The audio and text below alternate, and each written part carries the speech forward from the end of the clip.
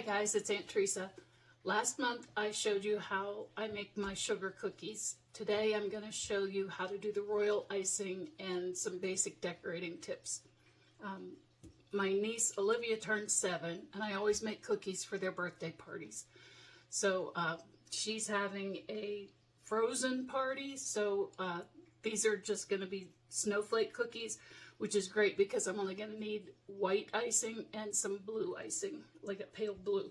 So I start out with Wilton meringue powder to make royal icing. You can use fresh egg whites, but that makes too much and oftentimes it's inconsistent. So I just use the meringue powder into the stand mixer, and you are going to want to use a stand mixer for this because you have to let it mix for 5 minutes. Put 3 level tablespoons of meringue powder. Use the back of your knife to scrape it off and make a level tablespoon.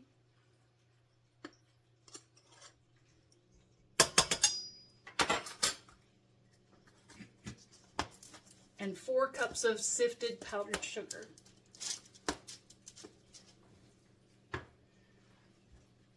Now, I showed you guys this. I got this on Amazon too. This is a stainless steel sifter. Even the screen part is stainless steel. It can go in the dishwasher. I don't mess around with stuff that doesn't go in the dishwasher anymore. I've been slowly replacing most of my kitchenware with either stainless steel or glass or cast iron. Not using much aluminum or anything that can't go in the dishwasher. Just for reference, this is my grandmother's flour sifter. It has seen some stuff, let me tell you. My grandparents got married in 1930, so she probably bought this when she went to housekeeping. I remember, we were just talking about this at my mom and dad's last night.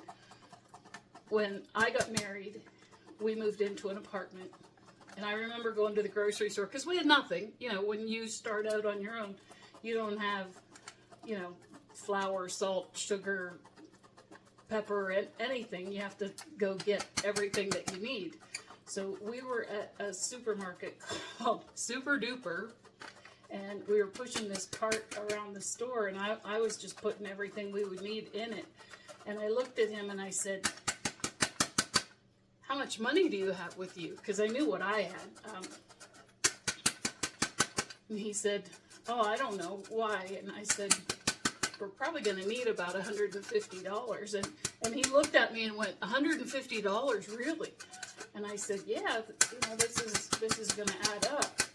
And I remember telling my grandmother that, and she said that when she set up housekeeping, they went to the store and she had $5, and she said that got her all of her stuff.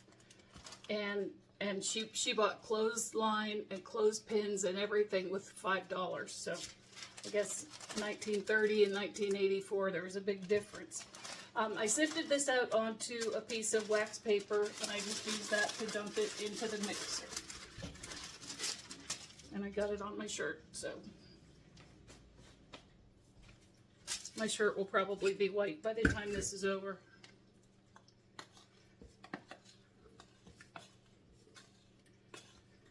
So my mom and dad got married in 1955, and she said they paid $8 for a used table and chairs for in their kitchen. They had a metal bed frame that he said was made out of metal pipes, and it just had an open set of springs underneath the mattress. The springs weren't enclosed in anything like they are now. So, yeah. Our first couch, we had cast-off furniture from everyone, and our first couch was orange. It was supposed to be leather, but it wasn't real leather. It was artificial leather. But the middle cushion, the middle of the couch, the spring was broken, so we had to sit on either end because the middle was just bowed. So hard times give you character, I guess. Maybe that's why I'm a character. I don't know, but I appreciate what I have today.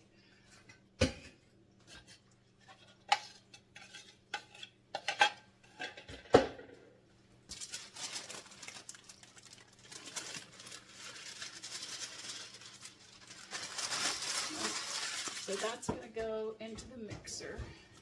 And I'm going to start out with probably 6 tablespoons of cold water. I think that's 6. I will need more, but we'll start with that.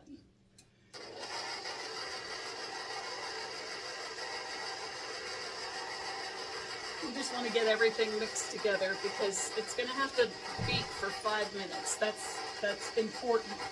You want to let it mix for 5 minutes, and then it'll get nice and white and fluffy.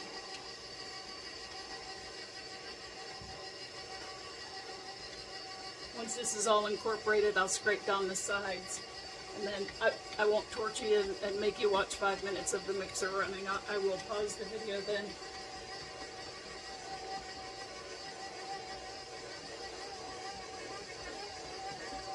I'm going to add another tablespoon.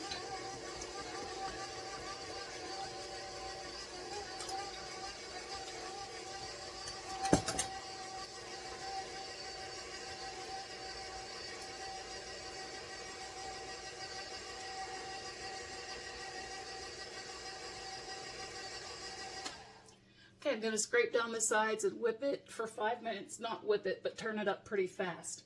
And then I'll be back.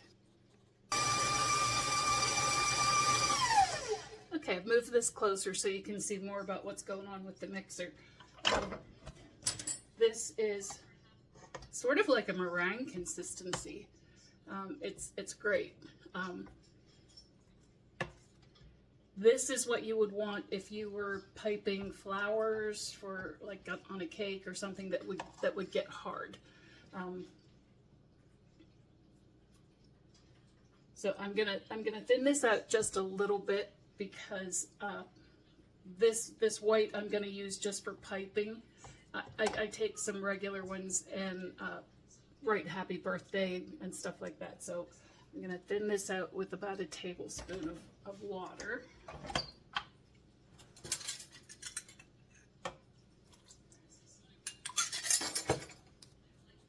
We'll scrape down the sides. I had my tablet checking my cookie video because one of the people that watched the video, I think I looked it up, and Alligator told me, because I was mixing my cutouts, I was mixing them back into the dough every time, and she said I should save the trimmings and use them as a single batch, and it wouldn't make any difference. And she was right. I mean, I did that this time when I made the cookies, and it worked really well. So thank you for that hint. I'm gonna mix that water in.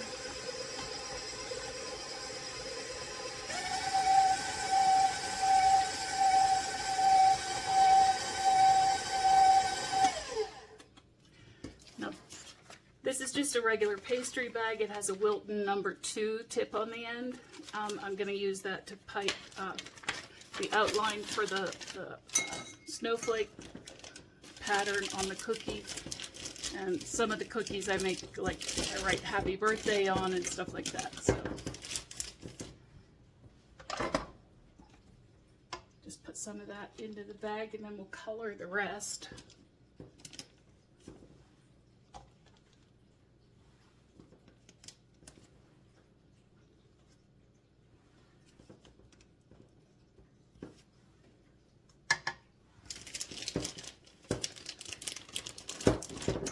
That gets it started. That's probably going to be enough, but just to be safe, I'm going to put a little more in.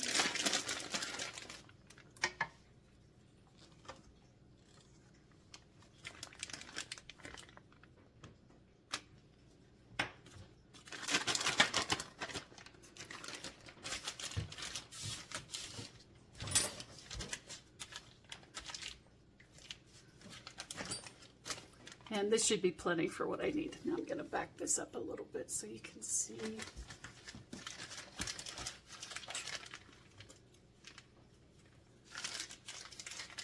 I use oversized bags, and then I can tie a knot in it. You can use a twist tie. You can use, there's clips they make especially for these icing bags, but that should be plenty. I'm going to thin this out a little because we want it to flow. I'll put 2 more in.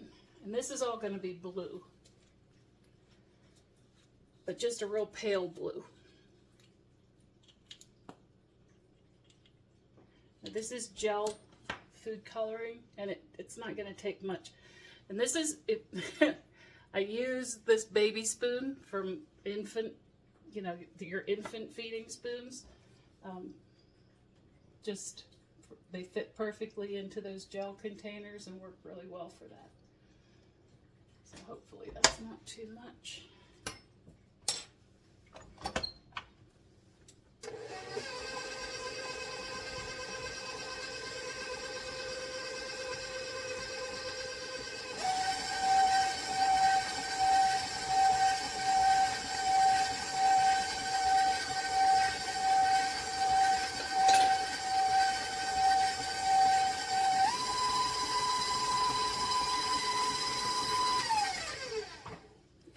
Scrape this down, and then I'll show you what a 10-second royal icing is, because this is what I'll use to flow the color onto the actual cookie, and it needs to be a good consistency so that it moves around and flattens out. And a 10-second icing basically just means that it takes 10 seconds for it to flatten out.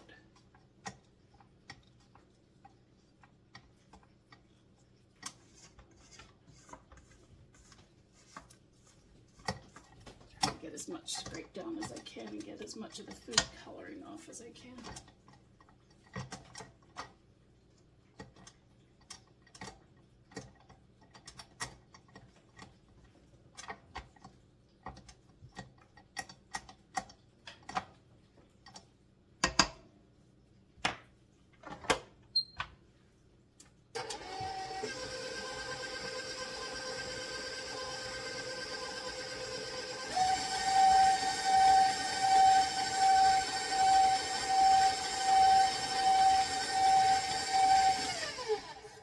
Move this up so that you can see. I'm going to pause till I get it moved. And I'm not very good at editing, so I'll try to keep everything flowing here.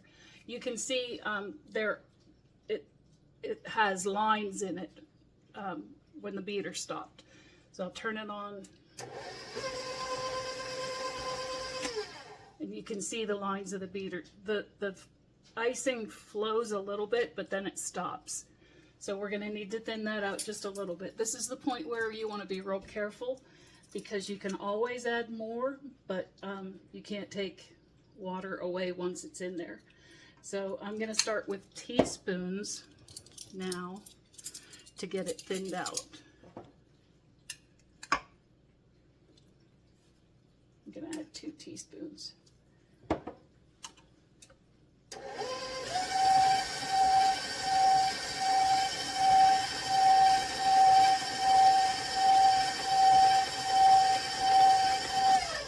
We're going to count 1 Mississippi, 2 Mississippi, 3 Mississippi, 4 Mississippi, 5 Mississippi, 6 Mississippi, 7 Mississippi, 8 Mississippi, 9 Mississippi, 10 Mississippi. You can see there's still lines in there, so I'm going to add 1 more teaspoon and start again.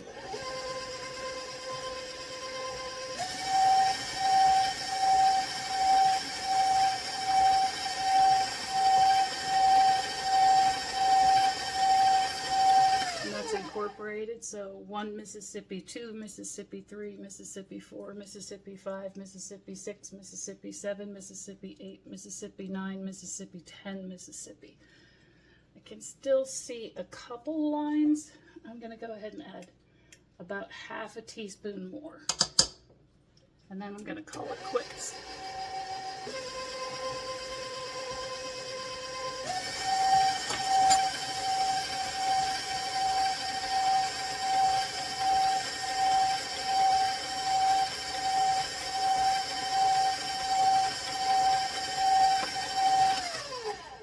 1 Mississippi, 2 Mississippi, 3 Mississippi, 4 Mississippi, 5 Mississippi, 6 Mississippi, 7 Mississippi, 8 Mississippi, 9 Mississippi, 10 Mississippi, and the lines are pretty much all gone.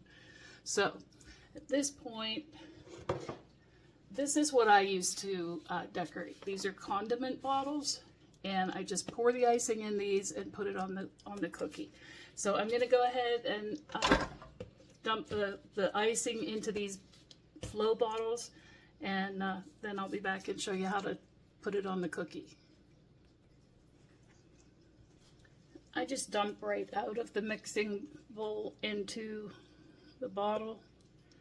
Like I said, this is going to be an easier thing because it's not going to require a bunch of different colors of frosting.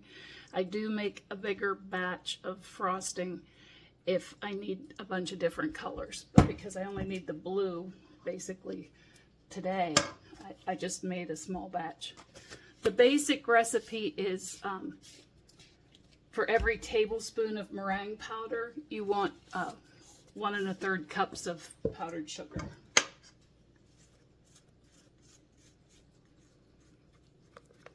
There's some white that's not mixed in, so.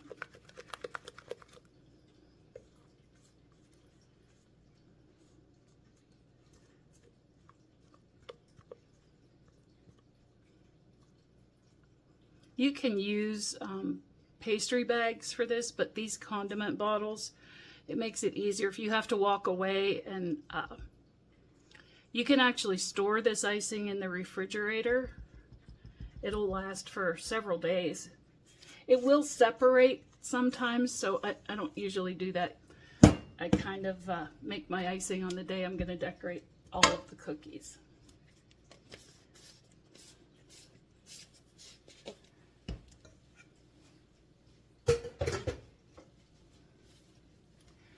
Okay, so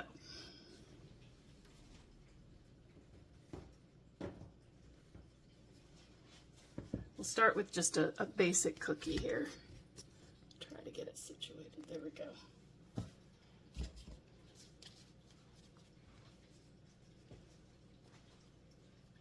I just trace out the outline.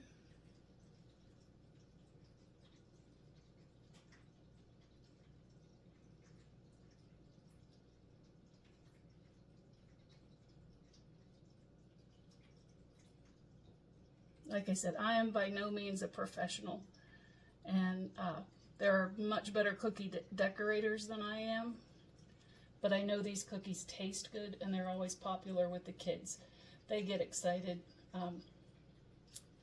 Last summer in August, Olivia's brother Jameson had a Incredible Hulk party, and he wanted Hulk cookies. So Aunt Teresa tried. I had a Frankenstein monster cookie cutter for Halloween, so I used that, and I cut off the bolts on the neck, and I did some, I decorated it to look like the Hulk. He had green skin and he had dark hair, and I tried to do angry eyes. He just ended up looking like a confused Frankenstein, but Jameson was happy. He's 4, and that's all that mattered. He loved them, and like I said, they're some are hits and some are misses, but I try, and the kids enjoy eating them. Well, the adults do too, but yeah, if you really are serious about decorating, I recommend there's an online. She does videos on YouTube, and I've seen her on Facebook. It's Marilyn of Montreal, and she does some amazing stuff that's not overly complicated. I mean, there are some things that I've seen online that are just fabulous and very intricate. You know, snow scenes and Christmas trees that you can see each individual needle on the tree and stuff. I am nowhere near that level. And it does take some time, like you can see here. It's not a hurry up thing. And if you get any bubbles in the icing, you can use a toothpick or a pin to pop them and just smooth it out. So these ones, I always make a couple like these, and I can write happy birthday, whoever on there. And I made some number 7s, and the rest of them are going to be snowflakes. So that gives you the basic idea of how to flood a cookie. And I'm going to pause, and then I'll come back and show you how I do the design on the actual snowflakes. So I've moved operations into the dining room. I'm at the dining room table now, and I'll just do one of the snowflakes. These will usually have to dry for at least an hour before I put the detail on them. There's 2 different ways you can do these. Like you can just like outline and then put it in. Or you can take and put a drop and pull it down and get like a little more detail that way. I'll probably do some both ways.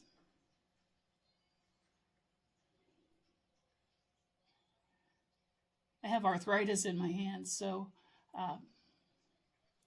it kind of hurts after a while squeezing the bottle, but yeah, I only do 1 batch for the kids every whip stitch. I do them at Christmas too. But I will usually sit at the table and listen to a book on tape, or put on a movie or something and just decorate for a while. Usually takes a couple hours, but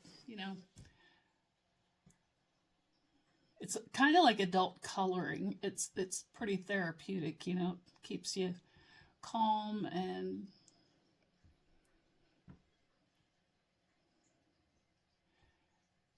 it's a little bit of a quiet activity. Spring is finally here in Pennsylvania. In the last videos, I think I told you that there was so much ice and it was so cold and miserable. And it's the 14th of March today, and it's been just beautiful this week. It's up in the 50s and 60s, and the sun has been shining all week, and it's given me spring fever a little bit because I want to get my windows washed and the porches cleaned and that kind of stuff. But I know winter's not finished with us yet, so I need to just cool my jets for a little bit.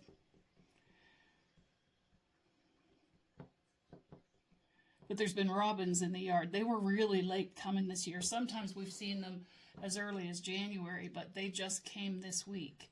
So that's a welcome sign that winter's finally done with us. It's almost like they hit a spring switch, because it's just, winter came and it stayed the entire winter. There was no reprieve this year. So it's nice to see warmer weather here on the horizon. I did paint my toenails today because I have to go to town later, and I am going to wear my flip-flops for the first time. So I usually wear flip-flops from spring until about October. I'll have tan lines on my feet from the outline of my flip-flops, because that's my footwear of choice in the summer.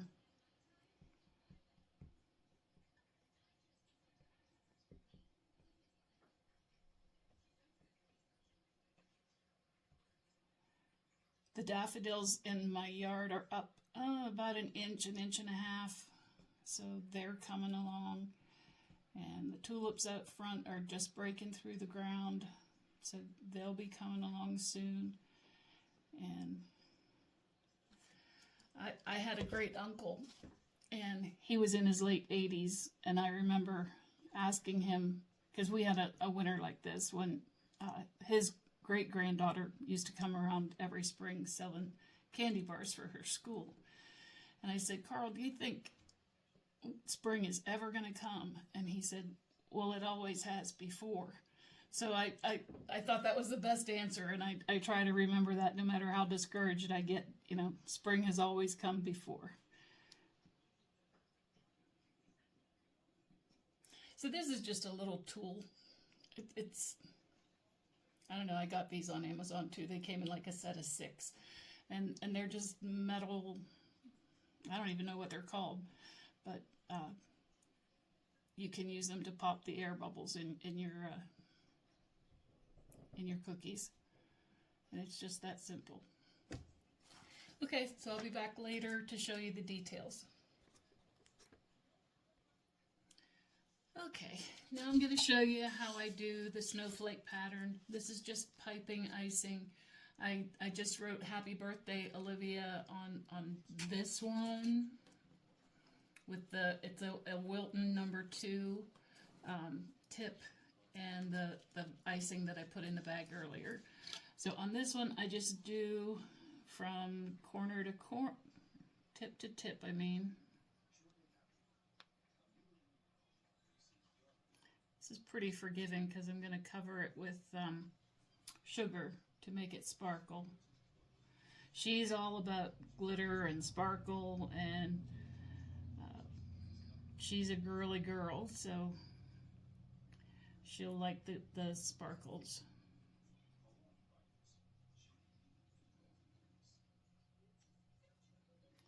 Then I just do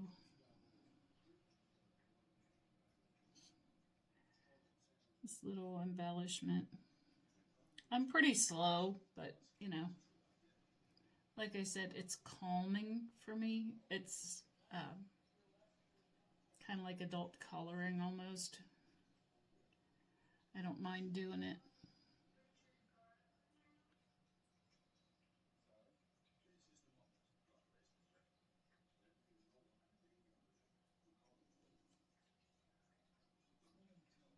Just put another one on down here.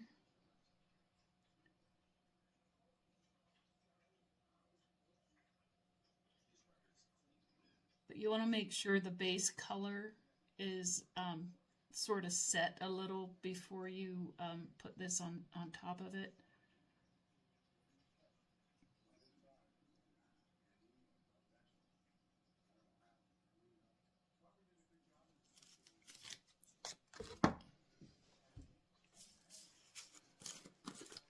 We'll just take this sugar.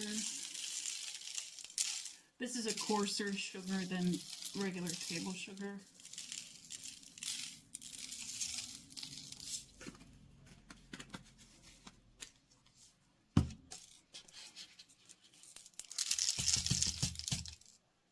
And there you have a snowflake cookie. So if you try these recipes, please let me know in the comments. I will post some pictures of the other cookies that I've made in the comments, and you'll see they're not extra fancy, but I think you'll enjoy the process. Thanks. Bye.